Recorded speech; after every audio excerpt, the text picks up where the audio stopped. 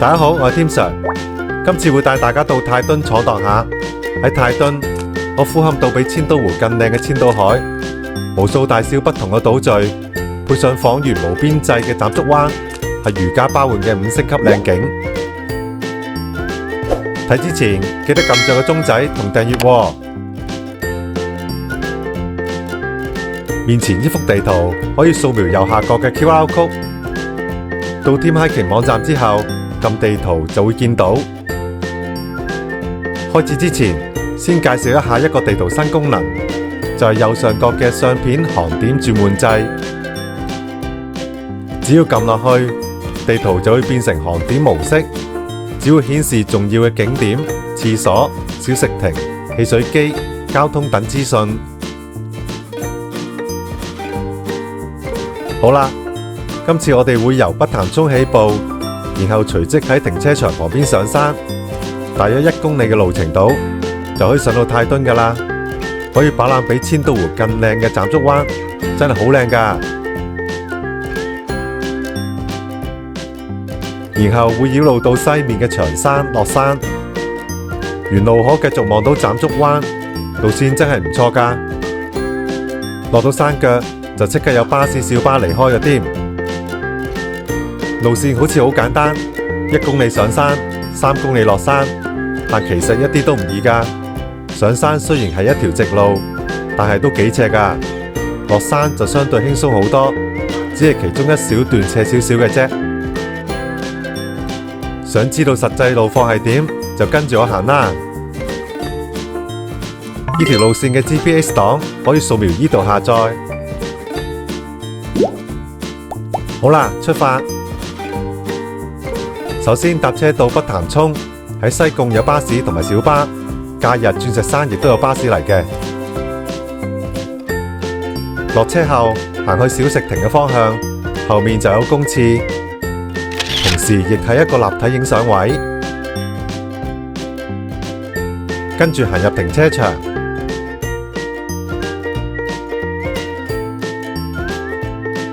一直穿過去，有馬路過馬路。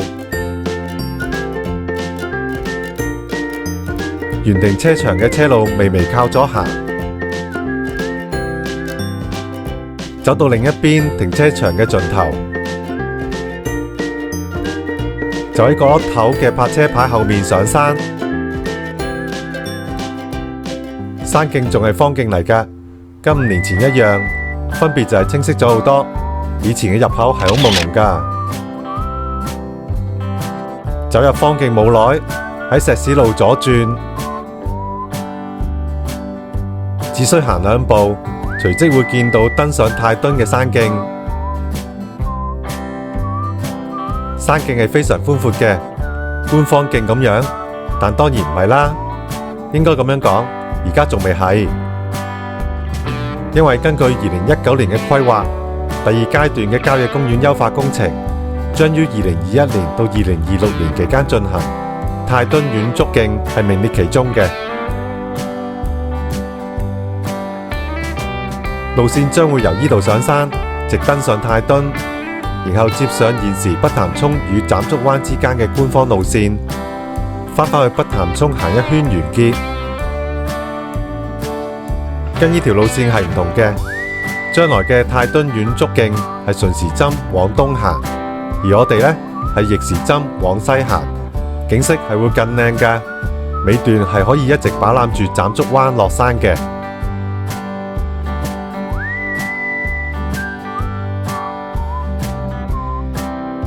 好啦，講返呢條路況先。全程上山都係有一定斜度嘅，但又未至於要手腳並用咁攀爬，勉強仲係可以一級一級、大大步咁樣行上去。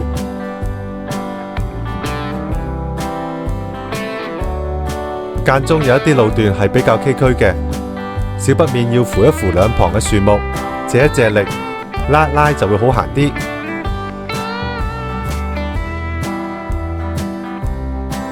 單路線難度就大約係4星左右，唔算好難，但就少啲氣力都唔得。因為斜度真係好大㗎。上山呢一段其實唔足900米，實質1公里都冇，但就要攀升超過300米到泰敦，可想而知係有幾斜呢？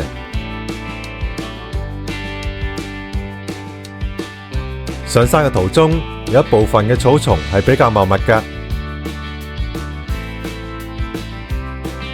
去到疑似嘅分岔路口就靠咗依住山頂嘅方向行。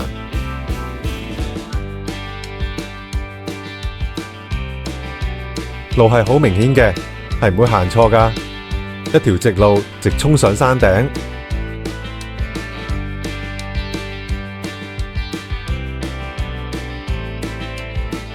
山徑係好開揚嘅，故此亦都比較曬。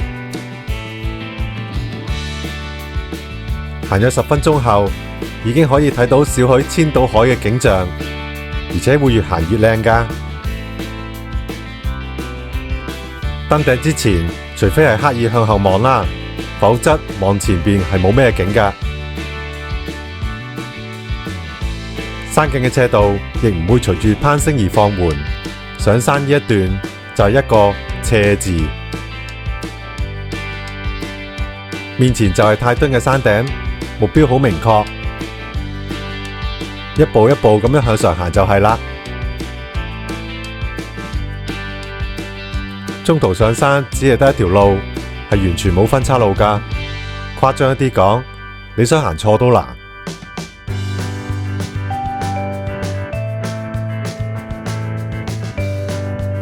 不斷上，不斷上，冇太多可以停留休息嘅地方。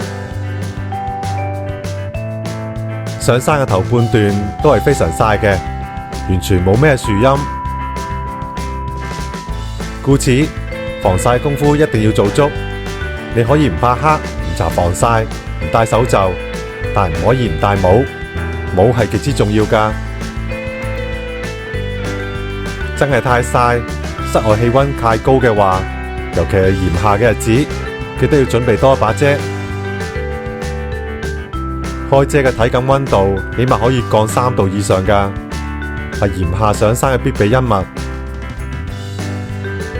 型就唔型㗎啦，但命仔攸關，你要型定係要命呢？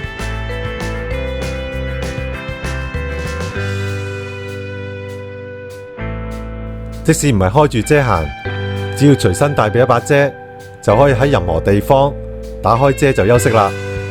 唔一定要揾陰涼嘅地方先至停落嚟休息，的確好重要㗎。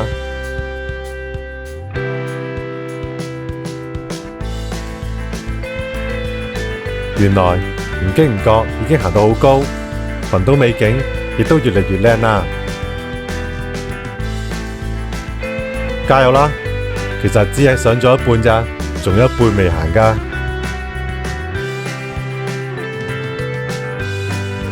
沿路繼續係崎嶇嘅大石山徑，由山腳上嚟，一直都冇停過。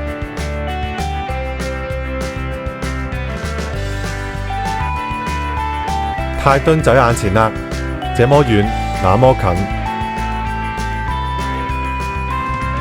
山徑仍然係清晰嘅，最多係兩旁嘅雜草多啲嘅啫。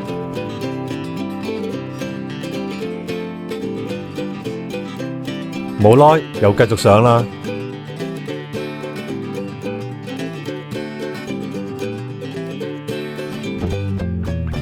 路況其實都已經冇咩好特別描述啦，因為都冇變過，由山腳到依度都冇平緩過，全部都係不斷上斜，間中就嚟路山徑，間中就大石山徑，崎嶇難行。完。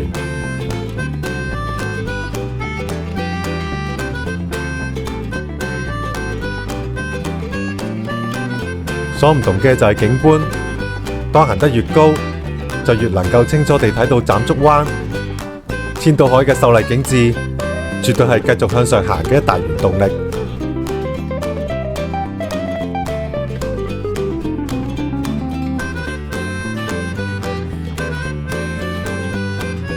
大家就用眼睛去睇路況啦。上山條路，無論幾平淡都好，都會全部拍晒落嚟，唔會剪走任何一段，讓大家可以有一個好真實嘅路況參考。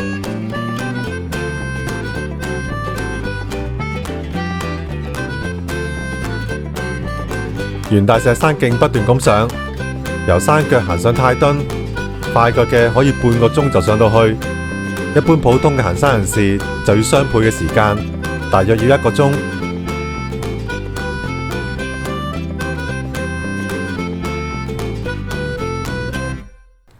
有樹蔭可以休息嘅地方唔多，難得有樹蔭，不妨小休一陣再行，郊遊唔使趕時間嘅。踏入上山嘅後段，草叢係生得比較茂密㗎。繼續沿山徑不斷上，穿過無數嘅茂密草叢，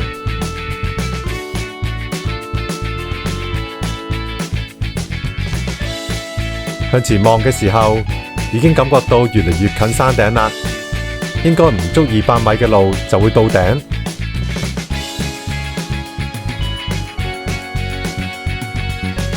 近山頂嘅山徑係相對平緩嘅，就好似行喺普通嘅山脊上面，所以呢200米嘅路好快就行完㗎啦。最艱辛嘅路段其實都集中喺上山頭3/4嘅位置，後段係有幾棵大樹可以遮陰嘅，有需要就善用呢啲位置休息。其實點解要選擇炎炎夏日30幾度上山呢？大家可能有所不知，要影到藍天白雲兼高清嘅相片，多數都係夏天先至影到㗎。因為夏天係海洋性氣流，空氣懸浮粒子比較少，先至有機會影到高清嘅相片。秋冬係涼快一啲，不過就變為內陸性氣流，要高清就只有剛剛落完雨嗰幾個鐘啦。就係呢個原因，先至熱死辣辣上泰敦睇風景，因為真係有呢個必要性。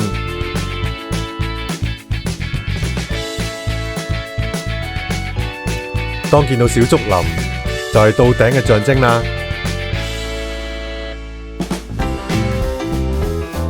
呢一段就係最後嘅大石山徑，一鼓作氣咁上去啦。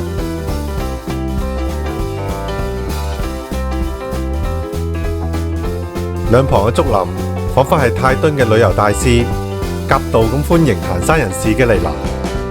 喺泰敦見竹林，即係已經走近山頂啦。記住呢點啊！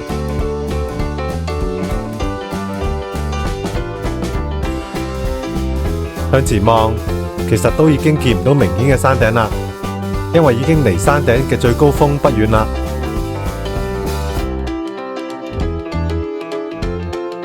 只要越過最後一片草叢，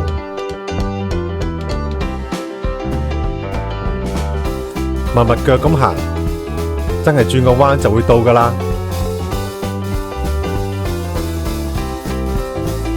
面前嘅大石就係泰敦嘅最高點啦。泰敦高319米，係有標高柱㗎。斬竹灣就喺眼前，真係好迷人啊！我個人就喜歡泰敦多過大欖嘅千島湖，因為泰敦個海景真係太大啦，千島湖咁細，實在難以媲美。睇下個畫面幾咁震撼，配上藍天白雲，上嚟幾辛苦都值得啦。享受完美景之後，從另一端離開，出口綁有一條小絲帶，兩旁嘅草叢好高，但路碑係清晰嘅，方向係行去右邊嘅小空地。喺呢片空地靠右行，就可以揾到正確嘅落山方徑。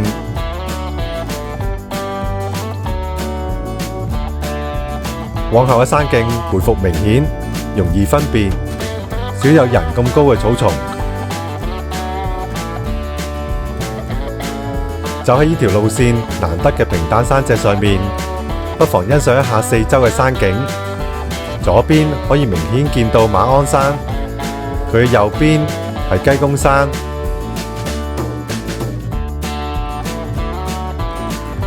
沿而家嗰條山脊一直去就係雷打石，我哋唔使行咁遠㗎，目標只係前方下邊嗰個小山丘啫。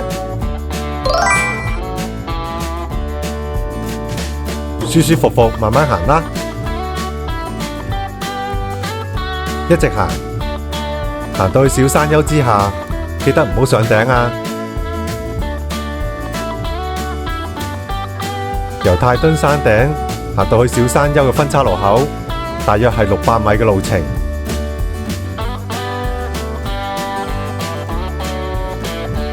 跟住都要走入草叢一般嘅山徑。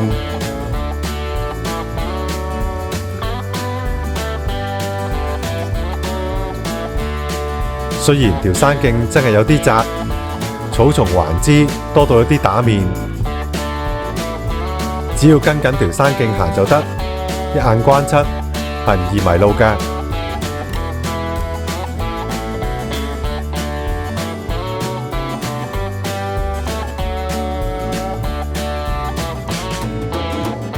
其中一段係林徑，路杯相對朦朧，因為地上枯草枯葉較多。不過跟住絲帶行就得啦。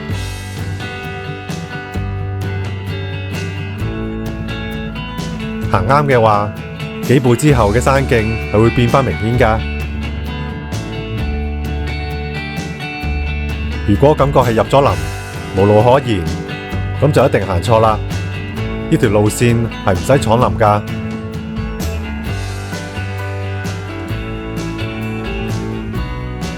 喺我嘅行山規則當中，基本上都係盡量避免闖林嘅。全港大部分嘅主要山徑都已經行過啦，真係要闖林開路嘅，可能只係得2、3條。原因係包括真係揾唔到路，折返亦都有困難，叢林又太密，唯有按照方向硬闖開路而走。呢種情況其實係少之又少㗎。但行荒徑實在難以避免，而發現唔對路嘅時候，必定係第一時間折返揾路嘅，免得越走越迷。真係揾唔到路嘅時候，先至用定向常識嚟逃生。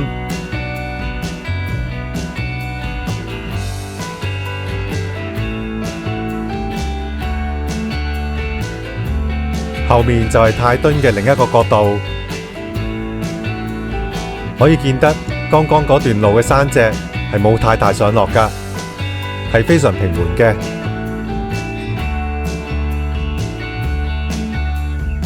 好啦，差唔多啦。當走近小山丘頂嘅時候，留意唔好直行，直行係將來返回北潭涌嘅官方徑。呢條路線係喺小山丘前轉左，往長山嘅方向落山。踏入一條比較少人行嘅荒徑，其實係好好行嘅，感覺比剛剛嗰個位置直行更好行。若果跟將來嘅官方徑行，就反而要落一段比較斜嘅路，直落谷底，係比呢一段難行㗎。呢一邊都有比較難嘅位置。其中一小段係浮沙碎石路，斜度大約係40度。不過真斜嘅位置就短好多，10幾20步就會行完。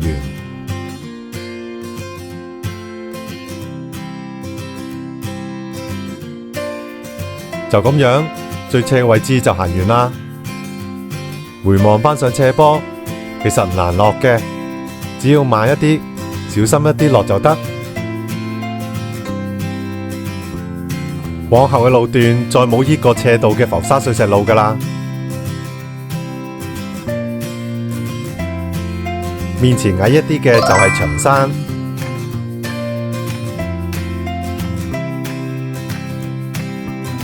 只要睇一睇地圖，其實你就會發現呢一條路其實係一條捷徑嚟㗎，唔使行一個 M 字，先至落到相同嘅位置。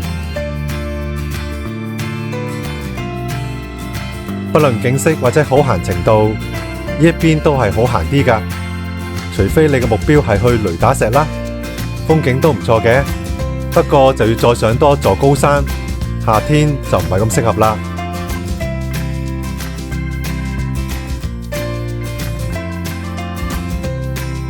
嚟到大石嘅位置，先睇睇風景，當小休一陣。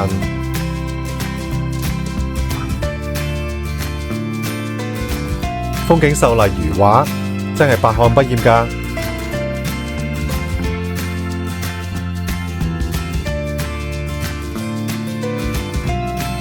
然後再靠左繼續落山。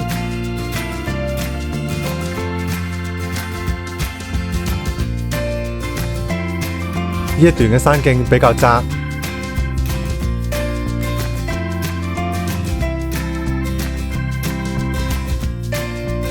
但路碑仲係清晰嘅，唔難分辨。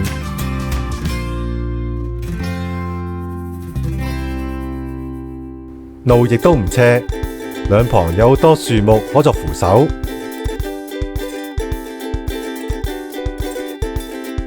沿路不斷落就得。雖然係荒徑，但係唔難㗎。上得太敦，都應該有足夠能力去應付呢一啲密林徑。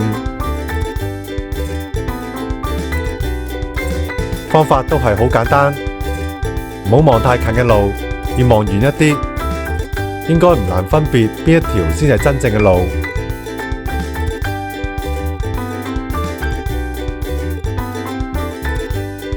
如片段睇到，路碑係有一定闊度㗎，唔會係好易迷嘅山徑。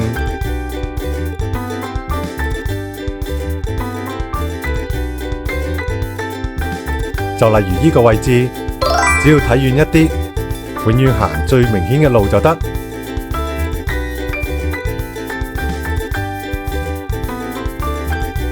好多時行呢啲荒徑都會見到有絲帶嘅。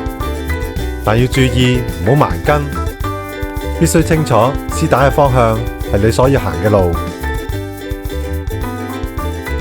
絲帶只係代表有路，但未必係你想行嘅路，或許係會走到崖邊，險澗都唔定。所以懂得睇地圖其實係好重要㗎。絲帶只係前人留下落嚟嘅記號，佢唔係路牌，會指明你嗰度係去邊嘅。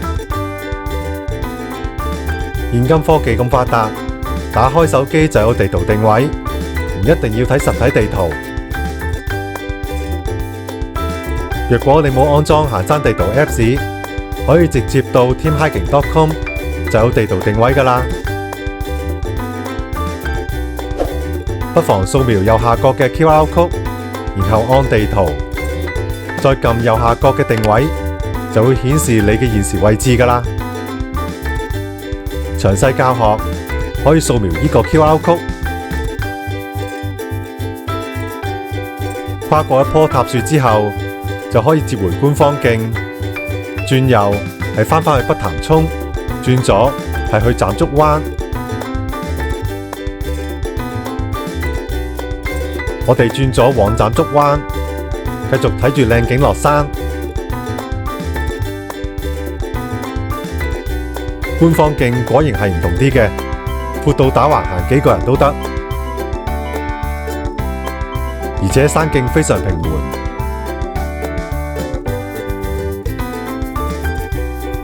嚟到一個分叉路口，跟住路牌轉左往斬竹灣嘅方向行，標示係有 1.2 公里。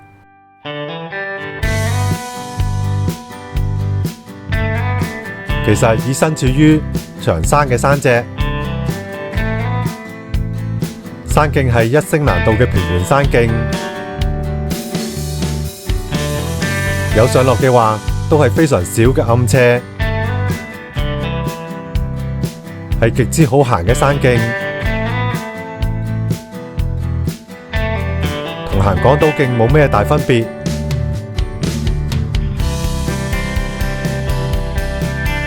由分叉路口開始計，去到長山山頂，大約係800米。不過呢800米真係好行太多啦，跟前段任何一段都唔能夠比較。畢竟佢係一條官方山徑，有維護有剪草嘅，跑都冇問題，可謂如履平地。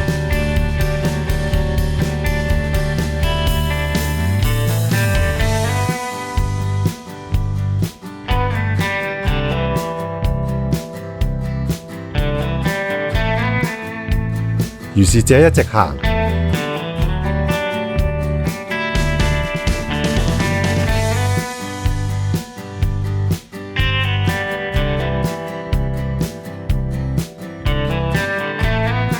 越過少許崎嶇嘅山徑，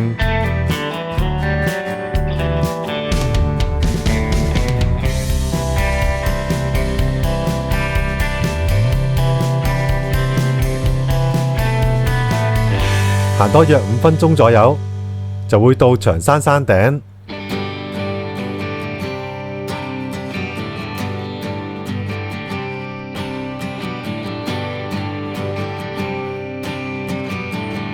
路係好闊嘅，只係兩旁嘅草木生得比較高，遮擋咗唔少嘅靚景。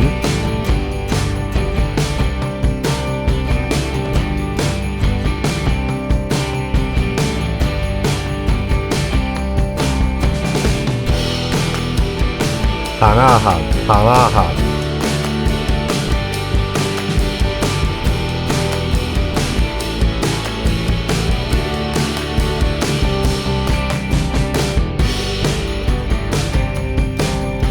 一眨眼就見到長山嘅舊標高柱啦。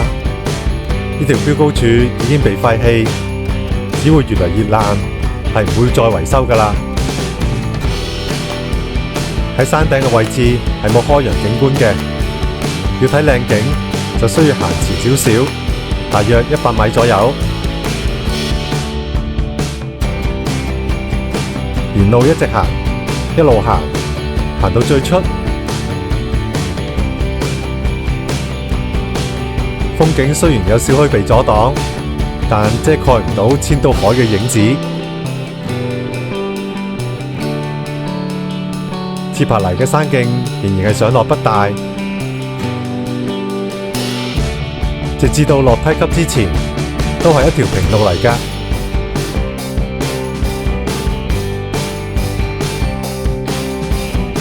前面可以當係長山嘅副峰，但放心，高度都係差唔多嘅，只係好少暗斜嘅啫，係唔需要真正上山㗎。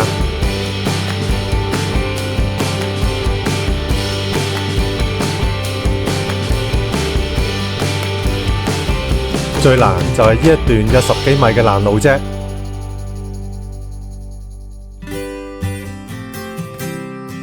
過咗之後，就嚟到長山嘅副峰啦。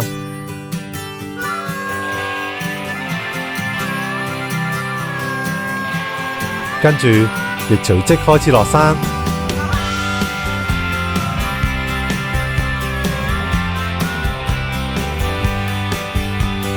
踏上落山嘅電梯，一條路直落到馬路，路程大約係350米，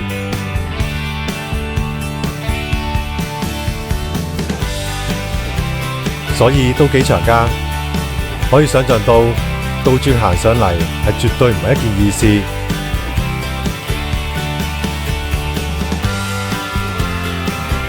你睇呢度行落去嘅風景靚幾多？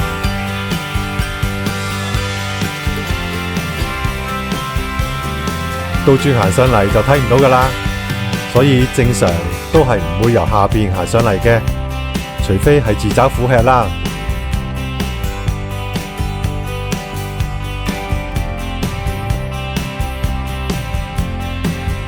呢幾百米嘅梯級，慢慢落嘅話，10分鐘內都應該落完㗎啦。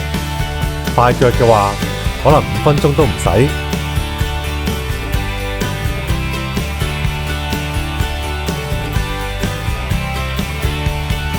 落到底嘅出口就係大網仔路，離開嘅交通都算方便㗎。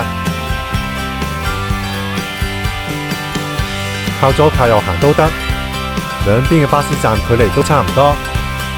轉右行就近巴士站一啲，轉咗行就近北潭涌一啲，假日亦都比較容易上車。除巴士外，亦都有小巴經過嘅，不過亦都只限於閒日先至較易上車啫。